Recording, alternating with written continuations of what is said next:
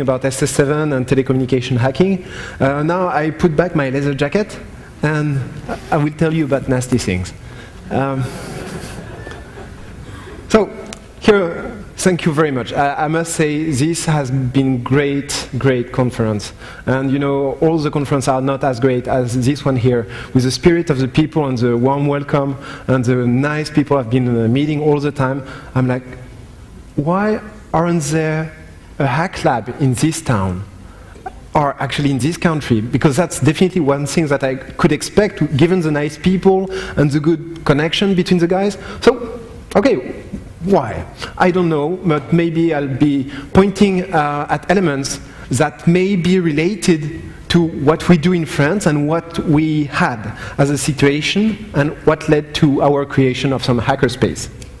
So first, what is Hack Labs or hackerspace? Well, it's autonomous spaces that basically mix code and technical things and hardware and cultural things. So it's about a place which is about free mind and free thinking and free project, free doing. Usually it's something that is not the secret thing in a bunker in a basement. I used the wrong word here because actually our hackerspace is inside a basement. But the thing is, we try to make it as social and open to everybody as we can. So our examples and inspiration before were things like the Chaos Computer Club in France and Chaos Computer Club in Germany and C-Base in Germany and the Meta Lab, for example, in Vienna.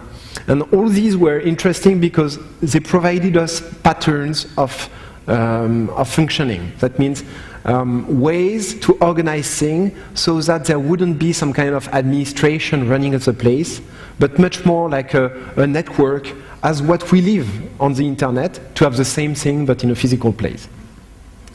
Of course, what we do there is mostly related to open source stuff and practical hacking, reverse engineering things, breaking things.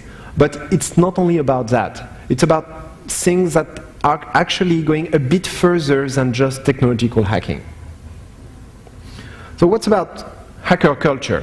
I guess there are a few hacker groups, and there were a lot of hacker groups in Argentina. There's lots of hacker groups everywhere. And it has evolved from a situation where law enforcement considered hacking as an illegal thing to understand more the original way of hacking is being maybe inquisitive about technology and creative with it. And of course it creates a lot of culture. Hacker magazines which bring research into the public domain and basically helps collaboration, sharing and growing the skip kiddies into exploit writers and exploit writers into researchers and researcher into, what's the next? I don't know. But guess what? There's a strong relationship between actually these hackers and generation of hackers and the companies and products that are out there helping the people get secure and actually get communication. So definitely you can point a relationship between Steve Jobs and Wozniak and Apple, well, between Blue Box and Apple computers. You can point a strong relationship maybe here. Do you have any kind of ideas about relationship in maybe your country or even in South America in general between hacker groups and companies? I'm sure you have. The thing is, of course, this is what we want to have, is to continue having better and more creativity in a more open way and to make people understand that what we are about is changing society and making society evolve, even if sometimes we take shortcuts and we show things that some other people would prefer to hide. And if they have to make it illegal, well, so that the information doesn't get in the public, they will try to do it. So here we are really speaking about a confrontation about revolutionary power against established powers. Now, I'm not going to be citing Che Guevara and to be about, yeah, revolution tomorrow. No, that's not the point. The point is, society is naturally something that installs itself in fixed and crystallized social organization. And our understanding of technology and the wonders that technology can do can help us change crystallized part of the society into making it a better society, one that you would have loved to live in when you were a kid, and one that you would love your kid to live into.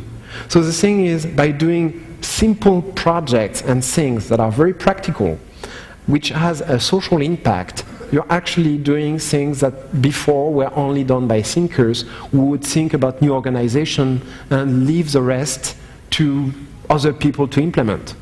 Now we have to go back into a place where nobody will do it for you. That means that if you think about the romantic hacker, that there are activists somewhere that are doing the revolutionary work in order to change society, it's not existing. There's no Robin Hood robbing the banks and giving that to poor people. Oh wait, that happened in Mexico and Spain, right?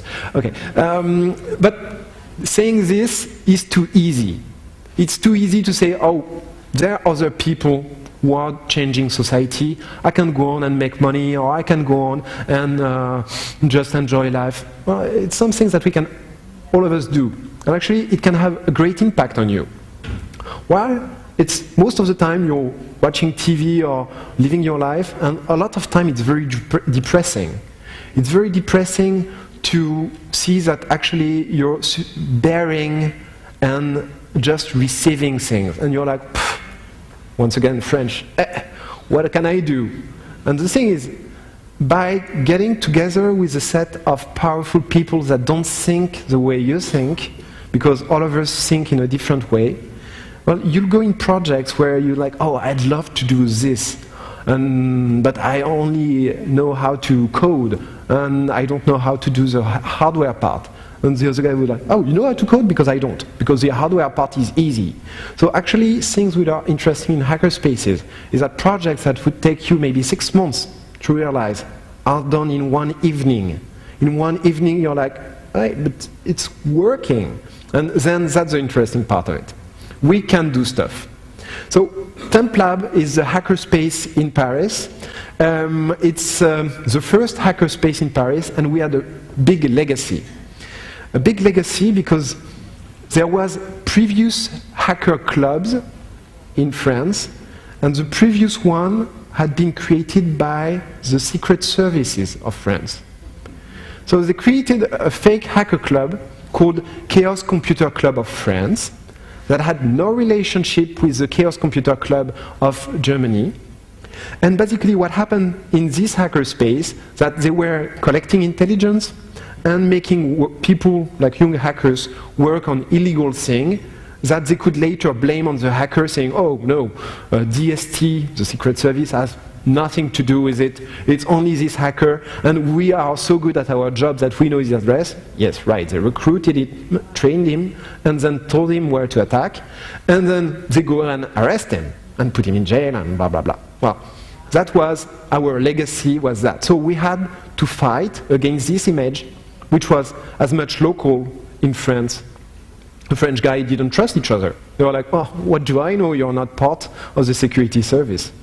And internationally, the people like CCC in Berlin were like, French hackers? Yeah, right. So that was a bit of a difficult situation. There had been previous spaces, such as Crass and Print, which were pretty much like hackerspace, but too bad they were not in big cities, and they were not working anymore, or they were not open to big hacker projects. So where we are is in a very challenged zone. It's in Vitry-sur-Seine, it's not exactly in Paris. So we're between a socially very hard neighborhood, something like maybe the things around La Boca in Buenos Aires, but maybe a different form of it. And another side of it is a pharmaceutical industry. So it's really a really bad environment because it's heavily polluted. You know, the company who is doing pharmaceuticals is called Sanofi Aventis, and their global operation mode is making people die locally in order to heal globally. So that's the kind of thing that we had to support. Oh, now we have created a little project which is called Sanobot. It's Sanofi Bot. So it's a chemical pollution sensor, and you can go on Twitter, so twitter.com/Sanobot, and each time Sanofi Aventis is polluting, Sanobot is saying, well, Sanofi is polluting with that kind of readings and this kind of stuff. So it's a bit of a challenging area, not the perfect one, but at least we could have it for free. So we were like, okay, let's put technology where you don't expect it. Let's bring technology to some people who are in a socially challenged area where something like 2 years ago, a guy was not happy that his girlfriend didn't want to go out with him anymore, just put gasoline on her and burned her. So this is the kind of environment I'm talking about, very charming and socially aware. So we had to bring something new. The idea was to tell people, hey, come to the hackerspace, come to the temp lab, it's open, it's for you, you can do stuff there. But do not just come. Come, learn, and go back wherever you came from to create a new space there. Because you're not only a visitor, you're now an ambassador of what openness can bring to people. Now, the thing is, when you're doing that, you can't at the same time be hacking in NASA. Because it's too easy to come in, see that you're doing illegal stuff, and just pull the plug, cut the stuff, and say, okay, this hackerspace doesn't work anymore. It was temporary because we believe that anything crystallizes. So anything is going to go from a fixed organization, from a loose organization into a fixed organization. And everything is about creating pyramids, whereas there's one person at the top of it. So by calling that the temp lab, we would say it's only temporary, it's going to die. So already it was a kind of filter where a lot of people would come, you know, just to get installed and get power and then get information, would say, well, what's the point of going in something that is going to die anyway? So plenty of guys would not come naturally because it was not their interest. And one last very important thing is to have it independent. That means that there's no one who has an agenda who is going to tell basically people to do things and do that in order for them to use the manpower freely and with no money exchange of other people. The point was having something that was independent of political power, of company or corporations power, of lobbying powers. So to get just a space open for people. So yeah, that's abstract stuff. Now, maybe what is interesting is really the projects. So we just do some projects which are basically reclaiming our reality, saying this is my reality, this is my life, and as far as I know I won't have two, so let's have impact right now and do stuff that I like. So basically what we did is go ahead and without justification or any kind of I don't know this, I should not touch it, we just went for some projects. So first project was when you open a hackerspace, the first thing that you really want to do is make a party. Because it's all about social contact, and actually, it very often, the skilled people are often the nice people. So very often when you meet some people who are really smart and know things, he's also a cool person. Why is that? Well, I have some maybe ideas about it. Maybe when you're open to people and nice to people, you're more open to new ideas, and new ideas are what makes you mutate and evolve. But then it was a hard thing to get into touch if you don't have some kind of social facilitators. So we went to go shopping for beers. And the thing is, next to the hackerspace there's nothing. So we went to some kind of supermarket far away. And well, supermarkets are one extension of the polite society. Because of a police state is happening actually in your supermarket in a way that when you go to party and go to bring back with a shopping cart full of beer, actually the shopping cart blocks, the wheels are stopped at the exit of the parking lot. Have you ever seen this? No? Never? Did someone ever experience this? Yeah, one person. And where was that? In England. So usually what happens is that in the wheels of your shopping cart, there's little servo motors with a radio receptor. It's a very low frequency receptor that will be triggered by little lines like this in the ground, where there's only a wire which distributes some kind of very low frequency field, something like, in this case, 8.7 kilohertz radio signal. So when I saw that, I was like, wow, this is great, my shopping cart is blocked and I cannot carry the beers. But if it can do that to me, I can do the same to it. So what we did is, only with two guys, me and another guy, and very few technical tools, we went in and started to analyze the radio field with only your audio input on your laptop. Because you know that 8.7 kilohertz is below the 22 kilohertz, so you just convert, basically, with a little coil this into some kind of mini jack, and you are recording what the radio field is transmitting. And what we found out was actually a little way to do it in hardware and reproduce this frequency. But we were like, maybe there's a better way. And we actually did a little thing that I'm going to show you. It's here. It's actually, oops, sorry. So you see here, the wheel is really, I'm going to put it back. Here you see that it's a normal shopping cart, and the wheel will be turning quite normally. And what we found out is that if you inject some kind of frequency in the speaker, and the speaker is a coil with a membrane, the coil will actually produce parasites. And actually these parasites can be made to be exactly the 8.7 frequency with exactly the binary coding. And you see that now the wheel is not turning anymore because basically it's blocked. The servo motors receive the parasites of the coil from your mobile phone playing an MP3 file. And these parasites are exactly the frequency to trigger the lock. So we take now another phone with another MP3 file, and which has the unlock, basically unlock music. And now it's turning very well.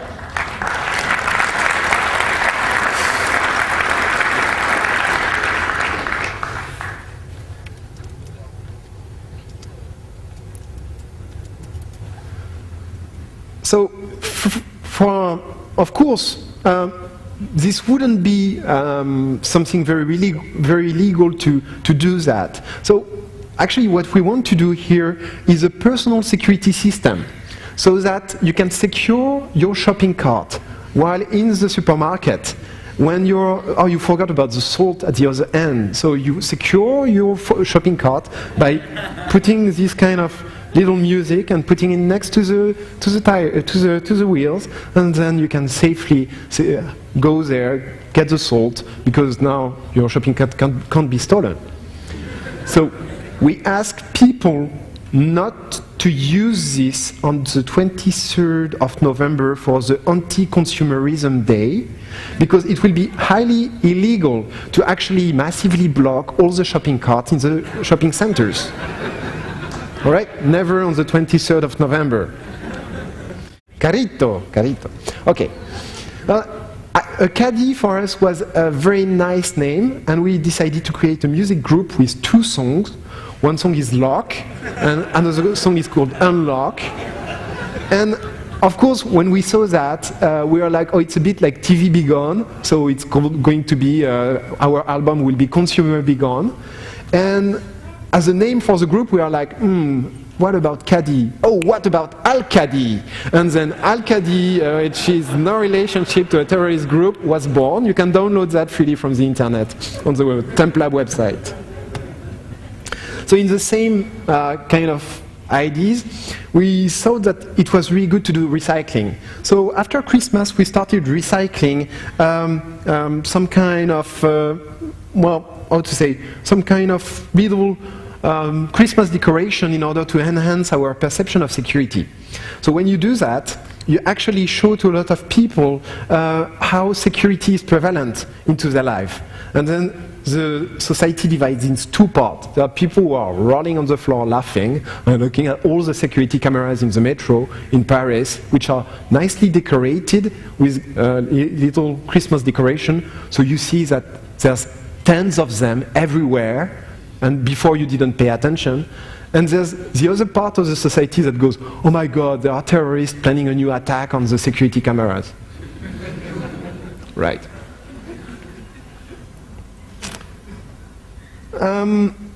We have a few other projects, and maybe some of you know about Monsanto Roundup.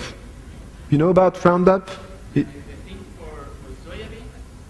And just also for weeds. They make soybeans resistant to Roundup, but before Roundup you put Roundup like it's a weed killer. So it will kill any kind of weed. And well, there's something about weed killer is that before Roundup it was sodium chlorate. And sodium chlorate is basically a basic component for any kind of artisanal bomb. So sodium chlorate is something that if you mix with a very common and substance that I won't cite here, it makes a bomb. It's very powerful. My grandfather used to blow the trees out of the fields with this kind of mix. So the thing is, airlines have the liability to ensure security. And in order to ensure security, what we have is chemical sensors that will detect traces of sodium chlorate. So if you have traces of sodium chlorate, which will happen to you whatever precaution you take if you manipulate some kind of sodium chlorate, so the airline company is testing your luggage and will tell you or ask you at the counter or at the check at the boarding, oh sorry sir, we have a problem and please follow us to this secondary examination room, and then you don't take the flight because they fear too much about you having bombs. So even if you are taking out the weeds out of your garden, you're not going to board on this plane. So what we have a funny situation in France. We used to be a very nice, social, loving country, and now we have a situation where illegal immigrants are abducted from the street by policemen blocking both ends of the street, and other policemen go in the street and actually ask the identification of everybody and take the people who don't have their identification in administrative retention center who are really present, but they are not called like that. And then some cops come to the administration retention center and take these people back into their country, even if they've been living for 25 years in France. Right? Even if they were paying their taxes, right? Even if they have a child in the country. So we're talking about things that are not very nice. And on top of that, policemen who accompany 2 policemen per each person who is sent back into their country is actually, the policemen are getting air miles. So every 5 trips to Nigeria, they can go to the Caribbean for free. So we think there's something kind of broken in this kind of behavior, especially since the last kind of blocking streets and abducting people from the street was done in 1940s and 41 when French were collaborating with the Nazi. So rings a bell, it's not really good. So we thought about round trip. What is round trip? Well, round trip is a deodorant with traces of sodium chlorate. So it's not bad for the body. It has been tested and on humans ourselves, not on animals. And what it does, it gives traces of sodium chlorate on whatever you touch. And basically what is happening is that you end up going to the airport and they test you and they find this and sorry sir, you cannot board this plane, please you'll take the next. And the next one is probably sorry sir, you can't board. What happens is that if an immigrant is basically, or we prefer to call them migrants, is basically detained in a retention center and use round-trip deodorant, Well, basically, you go to the airline, and the airline say to the policeman, sorry, sir, but we cannot accept this person on board, and then go back to the retention center, which gives more time to make appeal for his case so that he can stay in France with his family. Well, that's another kind of hacking, let's say. Then, okay, we don't only do stupid stuff. We actually have real hacking projects. So one is about Hostile WRT, which is a firmware for Phonera 2, typically.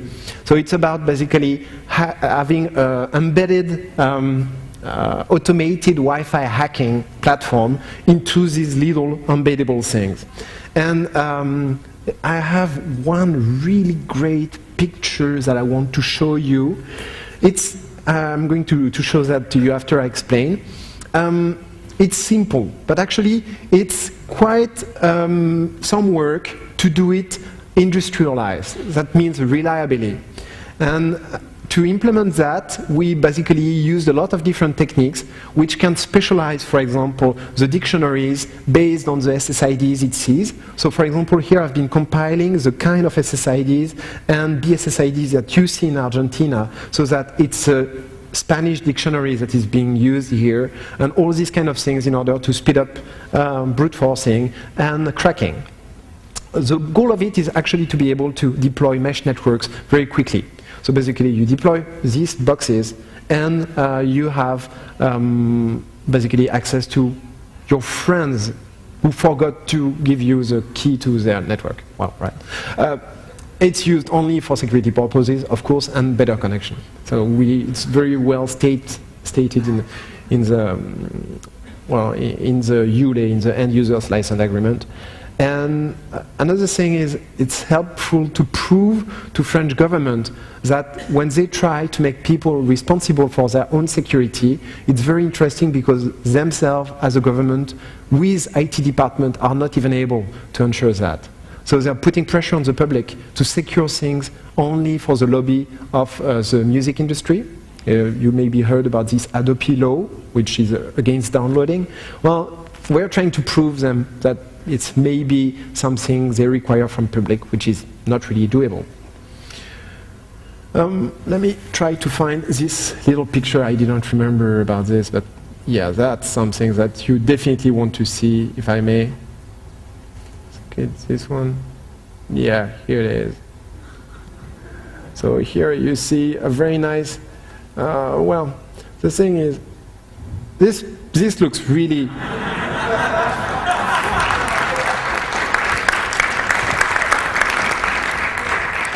basically what you have here is something that you never want to open, and the fool who do is going to actually have a real security case on his hands. So we're definitely dealing with this kind of little projects. Well, I think another project, and I think I'll start to end up with this, is eGPL. eGPL is about basically a project with license. All of us, nearly all of us, use Creative Commons GPL, basically, yeah. GNU general public license. Well, guess what? I was really astonished to understand and to learn that actually MySQL was being used by this weird ministry in charge of getting migrants out of France in order to optimize the blocking of the streets and abduction of people off the street because they don't have papers. So I was really wondering about this, and then I heard also that French ships, military ships, are actually using Linux, real-time Linux, in order to govern the weapon system. So basically, the weapon system are using open source. Do I want my open source project to be used for this kind of stuff? I'm not really sure. So we're in a state where they are using a lot of exception laws to censor internet and get people without legal reason and put them under some kind of anti-terrorist laws. And we can't do so much about that. It's very difficult to fight against that. But we can tell them that we don't appreciate their way of dealing with our society. So our response to exception law is exception licenses, that are basically telling the governments that if they do nasty stuff, they might be prevented from using our open source software in the future.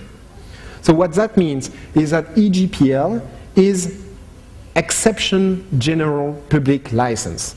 So it's available at www.egpl.info. And when I told Stallman, you know, Richard Stallman, the little guy, is about eGPL, is like, well, come on. Like doing this is like if you were creating pens and pencils and would say to people, oh, but if you're from the military, or if you're killing whales, or if you're abducting people without reason, you can't use this pen. So this is absurd, told me. I'm like, is it? I mean, when we are doing that, we obviously have no power to fight against these people and say, oh, you use my pen in order to decide for killing 1,000 Jews. No, you can't really ask basically the people to be accountable for it. But at least you can point it. You can say, you're infringing my basic rights, my basic property. And the only thing that is acknowledged now is through these very neoliberalist countries, basically the private property, to tell them, you're not allowed to do that. So actually, to them, it's creating a huge problem that are actually putting the social pressure back into play. You can demonstrate in the street with 10,000 of your friends, it's going to do nothing. But if they can't use the software to run their server, maybe it's going to be a bit of a problem. And military and government are very in love with open source because they are less dependent on the US power or influence sphere.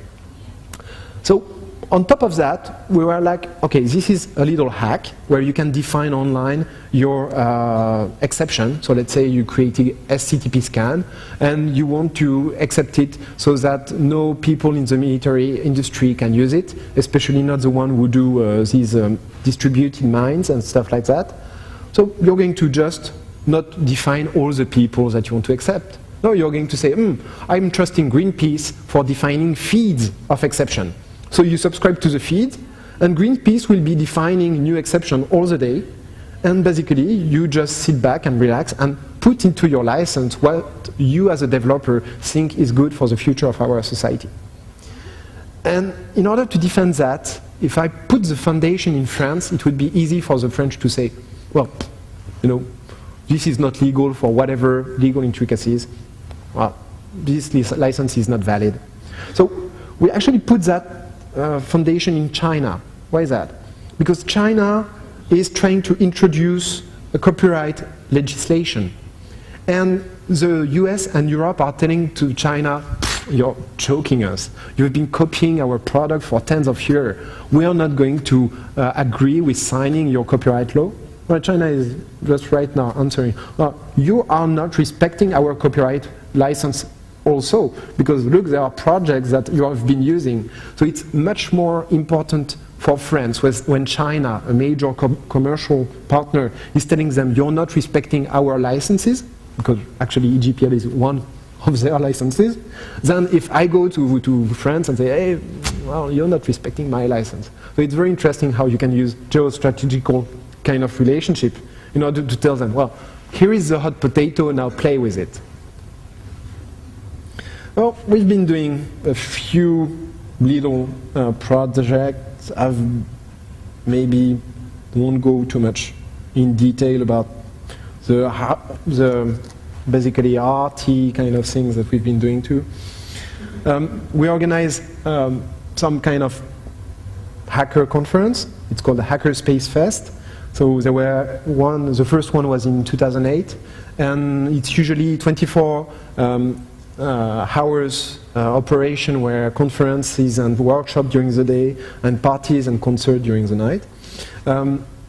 It's going to be in November or December 2010 in Istanbul with a Transact meeting, and the question will be data and money is flowing freely between countries, why not people? So that will be the next thing. Now, how to build it? When we built, when the decision to build actually TempLab was coming from a lot of French guys meeting in Chaos Computer Camp in Berlin, 2007. And we met and we're like, come on, we have to have one. It's really cool places in Berlin, we really want to do something. And then we started to think about it and say, yeah, we go back to France and we find a place and we do it. And we went back to France and did not find a place, and the project was not really happening. And there's the guy who finds a place and says, well, we have a place, it's free, but it's kind of squatted. So we may be evicted from the place because at any time. And because the owner has an understanding, he likes what we do, it's being an art cooperative for a long time, but it may end from the day to the other. So lots of, like half of the original people said, oh no, we are not going there. And half of the people said, yeah, let's do it. So we went for it, and it's been temporary now for nearly 2 years. So the thing is, the first thing, get it somewhere, cheap preferably, but anywhere and now. It's something that requires only a little space at the beginning, even in someone's basement or something like that. Well, obviously what you need is ADSL access or something like that.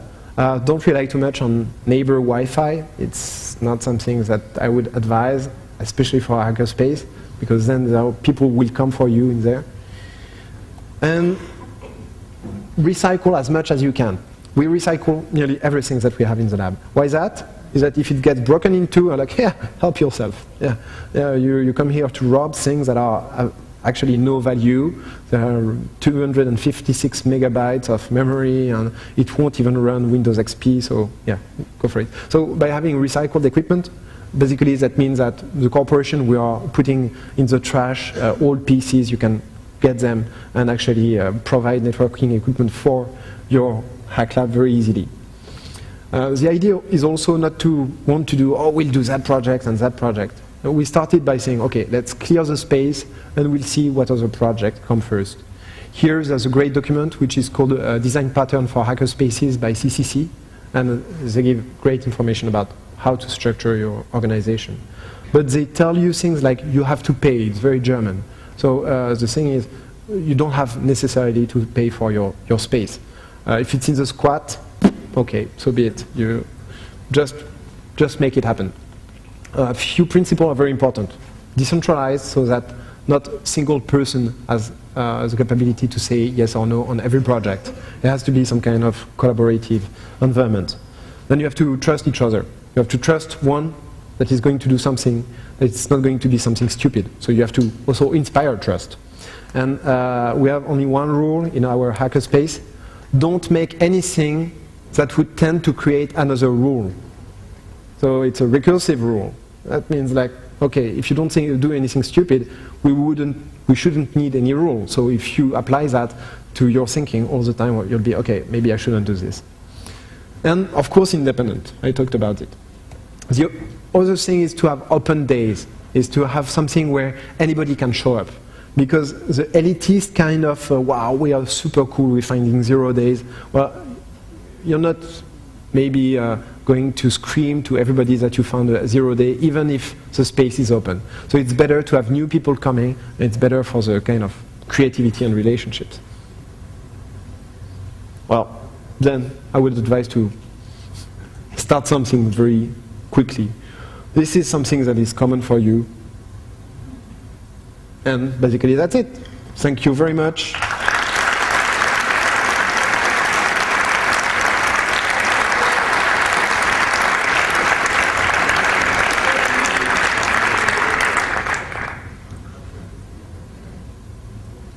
Any question?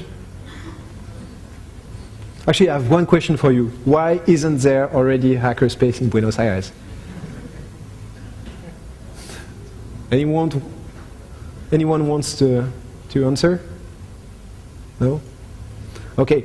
The thing is, we're quite ready to come and help by whatever infrastructure we can. If you start a hackerspace, we can provide free hosting on the web. We can, I don't know, ship you funny stuff from France, whatever is needed. But please, if you can do some stuff in there, I think it will help a lot of people, and it will help you on top of it, I guess. So, any question? Nope. Okay, thank you very much.